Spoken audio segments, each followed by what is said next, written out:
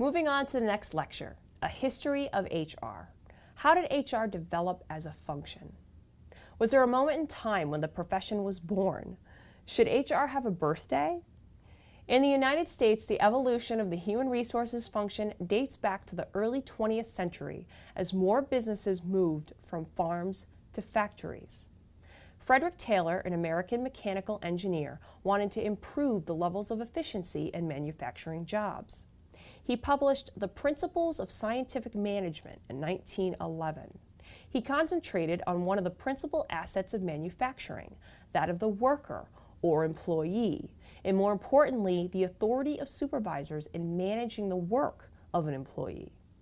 Thus, Taylor was considered the father of modern management.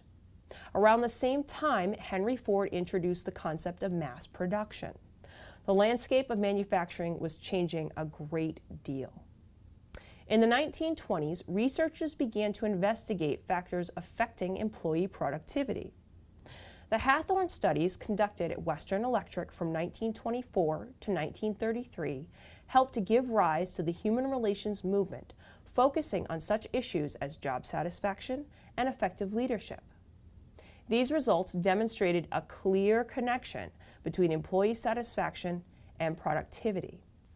By 1935, U.S. President Theodore Roosevelt signed the National Labor Relations Act, also called the Wagner Act, which gave employees the right to self-organize, to form, join, and assist labor organizations, to bargain collectively through representatives of their own choosing.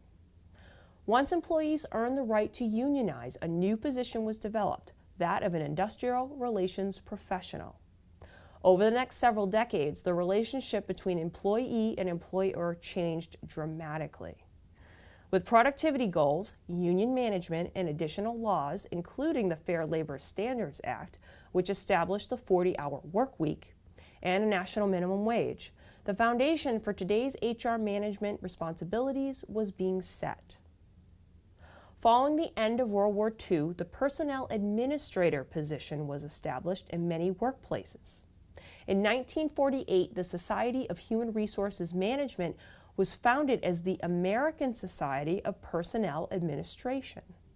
In the 1960s, compliance became a major concern of many businesses.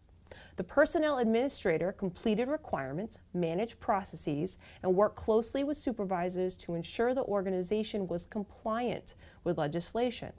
Many would relate these actions as that of being a police officer in the workplace. As responsibilities continued to grow and organizations began to recognize employees as assets, personnel administration evolved into the function of human resources management.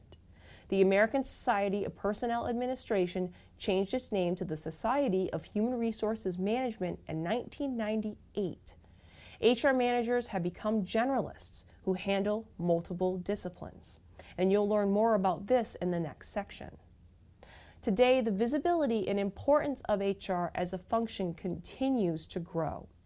More and more businesses are establishing senior-level positions reporting directly to its chief executive officer with strategic responsibilities.